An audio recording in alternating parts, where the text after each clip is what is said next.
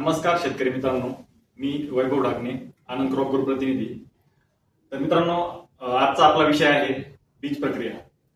तर मित्रांनो, बीज प्रक्रिया आज या व्हिडिओच्या माध्यमातून आपण बीज प्रक्रिया का करावी, बीज प्रक्रिया म्हणजे काय, बीज प्रक्रियेचा क्रम काय असावा, त्याचबरोबर जे आहे बीज प्रक्रिया आपण एक प्रमुख पिकांमध्ये म्हणजे जसं की फील्ड क्रॉप मधील जे पिकं आहेत, मका पीक आहे, तूर आहे, सोयाबीन, उडीद, मूग या पिकांवर आपण जे आहे ते आज बीज प्रक्रिया कशा पद्धतीने केली जाते ते आज आपण या व्हिडिओच्या माध्यमातून बघणार आहोत. तर मित्रांनो, सर्वप्रथम बीज प्रक्रिया म्हणजे नेमकं काय? तर मित्रांनो, बीज प्रक्रिया म्हणजे आपण जे बियाणं पेरणीपूर्वी जे आपण बियाण्याला जैविक, रासायनिक किंवा आपण जे भौतिक घटकांद्वारे जी प्रक्रिया करतो ते म्हणजेच बीज प्रक्रिया. तर मित्रांनो, बीज प्रक्रिया करताना जे आहे काही ठराविक क्रमाने आपल्याला बीज प्रक्रिया करायची असते. तर आज या व्हिडिओच्या माध्यमातून आपण ते बघणार आहोत. तर सर्वप्रथम आपण बीज प्रक्रिया केल्याच्या नंतर त्याचे काय फायदे आपल्याला मिळतात ते आपण या व्हिडिओच्या माध्यमातून आज आपण बघणार आहोत.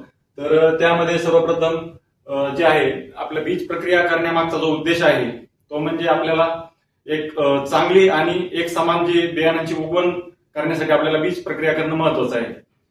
त्यामध्ये जे आहे आपल्याला बियाणं पेरणी केल्याच्या नंतर एक 10 ते 15 दिवस जो सुरुवातीचा पिरियड राहतो तर त्यामध्ये आपल्याला जे जमिनीतून पसरणारे जे बुरशीजन्य रोग आहेत किंवा आपल्या बियाणामार्फत जे पसरणारे ज्याला आपण की सीड बॉर्न डिसीजेस म्हणतो किंवा सॉइल बॉर्न डिसीजेस असतील, तर या रोगांपासून जे आहे संरक्षण होण्यासाठी आपल्याला बीज प्रक्रिया करणं खूप महत्वाचं आहे. तर यामध्ये बियाणाची चांगली आणि एक समान उगवण असेल, रोग आणि किडींपासून संरक्षण होते, त्याचबरोबर मुळांची सशक्त वाढ होते.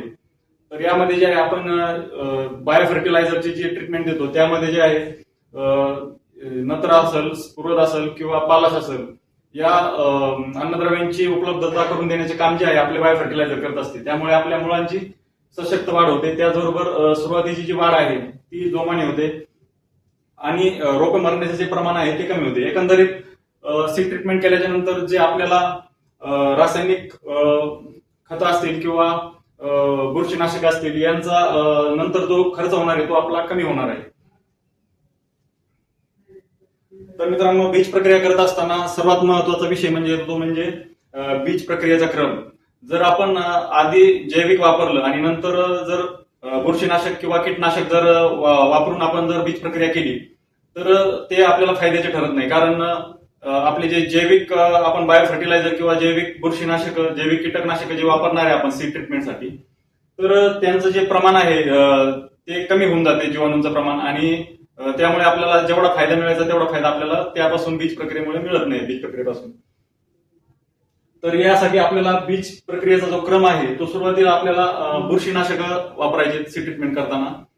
त्यानंतर 2 नंबरला जे आहे बुरशीनाशक वापरल्याच्या नंतर आपल्याला एक 3 ते 4 तासांनी त्याला 3 ते 4 तास जे आहे ते आपल्याला सावलीत सुकवायचे. मित्रांनो, आपल्याला सूर्यप्रकाशात नाही तर सावलीत सुकवून 3 ते 4 तासांनी आपल्याला दुसरी ट्रीटमेंट जी आहे ती आपल्याला कीटकनाशकाची घ्यायची आहे.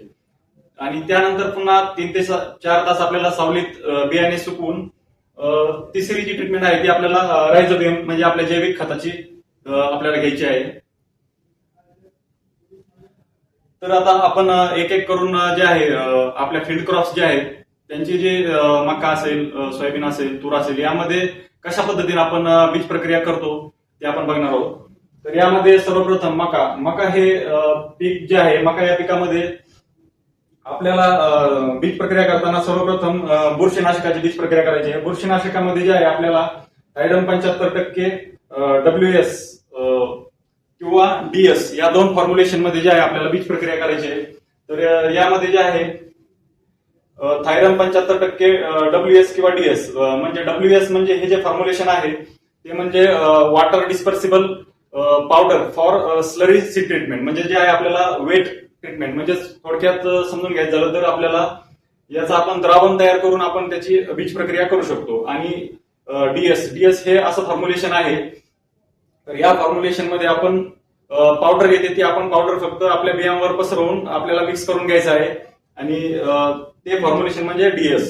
आणि यांचं जे प्रमाण आहे 2 ते 3 ग्रॅम प्रति किलो याप्रमाणे आपल्याला जे आहे बीज प्रक्रिया करायची आहे. तर या दोन्हीपैकी आपलं कोणतेही एक फॉर्म्युलेशन तुम्ही वापरू शकता. WS असेल किंवा DS असेल. त्याचबरोबर त्याच्यासोबत आपल्याला एक कीटकनाशक वापरायचं आहे इमिडाक्लोप्रिड 70% मधलं. ते पण WS फॉर्म्युलेशन मधलंच आहे. त्याचं प्रमाण जे आहे ते 7 ते 10 ग्रॅम प्रति किलो याप्रमाणे जे आहे आपल्याला 2 नंबरला जे बीज प्रक्रिया करायची ती कीटकनाशकाची करायची आहे. आणि त्यानंतर जे शेवटी आहे ते आपल्याला जैविक खताची म्हणजेच अझॅटोबॅक्टर.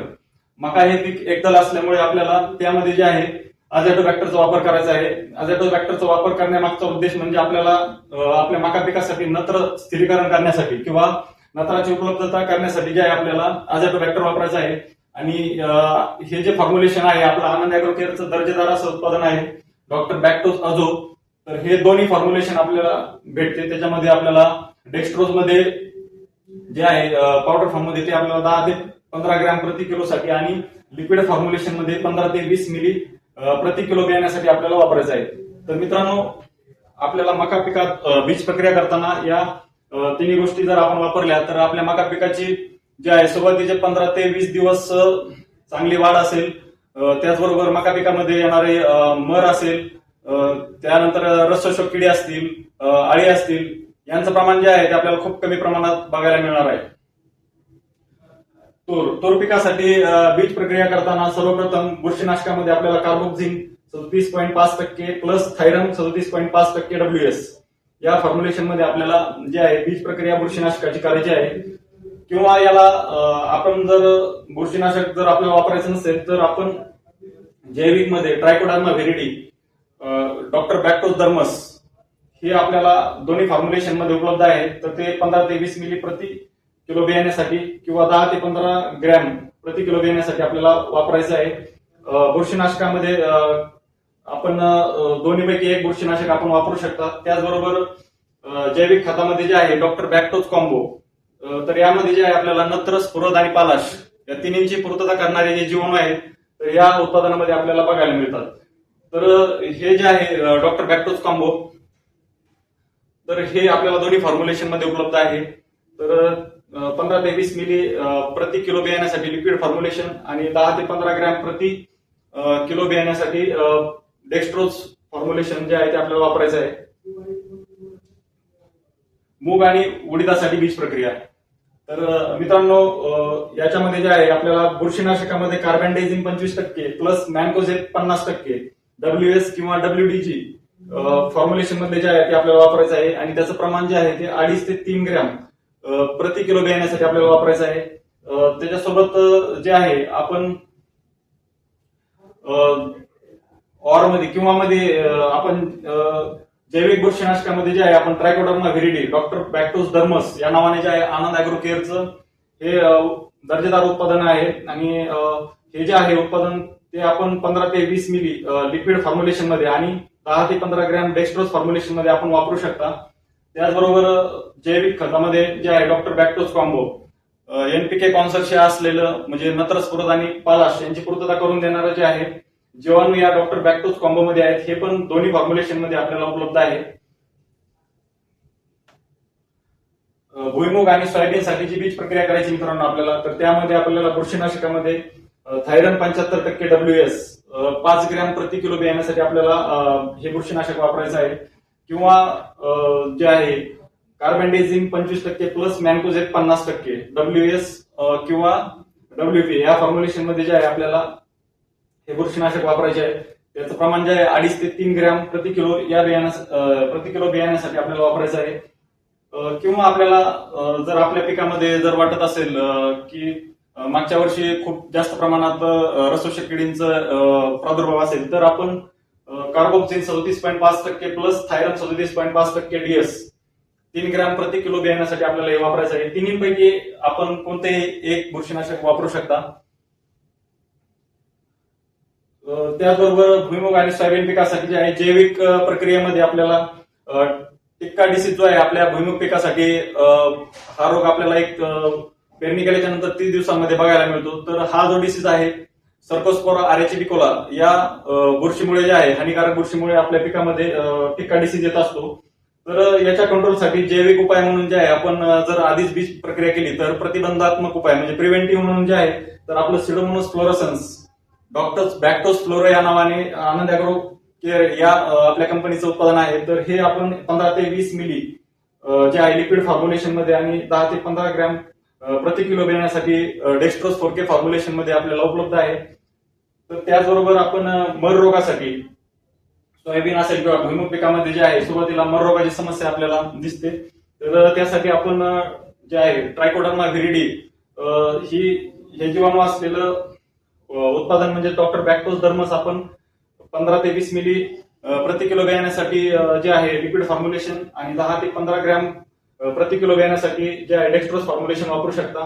त्याचबरोबर जे आहे डॉक्टर बॅक्टोस कॉम्बो म्हणजेच NPK कॉन्सर्शिया असलेलं हे उत्पादन आपण आपल्या पिकामध्ये नत्र स्फुरद आणि पालाशांची पूर्तता करण्यासाठी आपण याची जी आहे ते बीज प्रक्रिया करावी. तर मित्रांनो बीज प्रक्रिया करत असताना भुईमुग आणि सोयाबीन पिकासाठी जे आहे ती विशेष काळजी आपल्याला घ्यायची आहे, कारण यांचं जे आउटर लेअर असते ते खूप नाजूक असते आणि त्यामुळे आपल्याला याला बीज प्रक्रिया करताना जे आहे बुरशीनाशकाची किंवा जैविक खतांची जी आहे ती घट्ट द्रावण आपल्याला तयार करायचं आहे आणि त्यानंतर ते आपल्या बियाण्याला आपल्याला वरून हलक्या हाताने चोळून घ्यायचे आहे किंवा खालीवर करायचे आहे. त्याचबरोबर बीज प्रक्रिया करत असताना आपल्या बियाणाच्या टर्फल निघणार नाही याची काळजी आपल्याला घ्यायची आहे आणि माती, धातू किंवा प्लास्टिकचं भांड जे आहे आपल्याला बीज प्रक्रिया करण्यासाठी वापरायचं आहे. तर मित्रांनो सीडबॉर्न हे जे डॉक्टर बॅक्टोस सीडबॉर्न हे जे आपलं आनंद अॅग्रो केअरचं उत्पादन आहे तर हे जैविक उत्पादन असून ह्या उत्पादनामध्ये जे आहे नत्र स्फुरद आणि पालाश यांची पूर्तता करणारे जीवाणू तसेच आपले जे जैविक बुरशी आहे यांचं जे आहे मिक्स कॉम्बिनेशन जे आहे आपल्या डॉक्टर बॅक्टोस सीडबॉर्न या उत्पादनामध्ये आहे. तर हे जे उत्पादन आहे ते 1 ग्रॅम प्रति किलो बियाण्यासाठी तसेच 25 ग्रॅम प्रति एकरी जे आहे ते आपण आपल्या डॉक्टर बॅक्टोस सीडबॉर्नचा वापर करू शकता. तर जैविक ट्रीटमेंटमध्ये जे आहे तर सीडबॉर्नचा वापर आपण नक्कीच करू शकता. यामध्ये बियांची सुप्त अवस्था मोडणे असेल, जलद व एकसमान उगवण करणे असेल, या सर्व गोष्टी ज्या आहेत ते आपल्या या सीडबॉर्नच्या मार्फत बीज प्रक्रिया केल्याच्या नंतर आपल्याला बघायला मिळतात. तर सीडबॉर्नचा जो वापर आहे तो आपण द्विदल पिकं असतील, एकदल पिकं असतील, द्विदल पिकामध्ये आपलं भुईमुग असेल, त्यानंतर सोयाबीन असेल, तूर असेल, मका आहे, उडीद, मूग या सर्व पिकांमध्ये जे आहे आपण सीडबॉर्नचा वापर करू शकता. तर मित्रांनो आज या व्हिडिओच्या माध्यमातून आपण बीज प्रक्रिया म्हणजे नेमकं काय, त्याचबरोबर बीज प्रक्रिया कशी करावी, बीज प्रक्रियेचा क्रम काय असावा, त्याचबरोबर जे आहे आपण काही प्रमुख पिकांमध्ये जे आहेत बीज प्रक्रिया कशी केली जाते ते पण बघितलं आहे. तर मित्रांनो बीज प्रक्रिया करत असताना जो आहे नेहमी आपल्याला FIR म्हणजे आधी आपल्याला फंगीसाइड वापरायचे, नंतर इन्सेक्टिसाइड वापरायचे आणि नंतर जे आहे आपलं बायो फर्टिलायझर आपल्याला वापरायचे. तर हा क्रम जो आहे आपल्याला बीज प्रक्रिया करत असताना वापरायचा आहे. त्याचबरोबर जे आहे बीज प्रक्रिया करत असताना फंगीसाइड वापरल्याच्या नंतर आपल्याला ते 3 ते 4 तास जे आहे बीज प्रक्रिया केल्याच्या नंतर सावलीत सुकवायचं आहे. तसंच सेम इन्सेक्टिसाइड वापरल्याच्या नंतर आणि ज्यावेळेस आपण शेवटी बायो फर्टिलायझर किंवा जैविक जे खत आहे आपली त्यांची सीड ट्रीटमेंट केल्याच्या नंतर बीज प्रक्रिया केल्याच्या नंतर आपल्याला एक 24 तासाच्या आत जे आहे ते आपल्याला पेरणी करायची आहे. तर मित्रांनो या शेवट कसा करायचं अधिक माहितीसाठी आनंद क्रॉप गुरुचं ऍप्लिकेशन आजच डाउनलोड करा व त्याच्यावर आपलं प्लॉट रजिस्टर करा. तर मित्रांनो अधिक माहितीसाठी जे आहे आनंद क्रॉप गुरु हे प्ले स्टोअरवर जाऊन आपण ऍप डाउनलोड करा आणि त्यावर मोफत मार्गदर्शनासाठी जे आहे आपण आपली पिकं रजिस्टर करा आणि मोफत माहिती मिळवा. धन्यवाद मित्रांनो.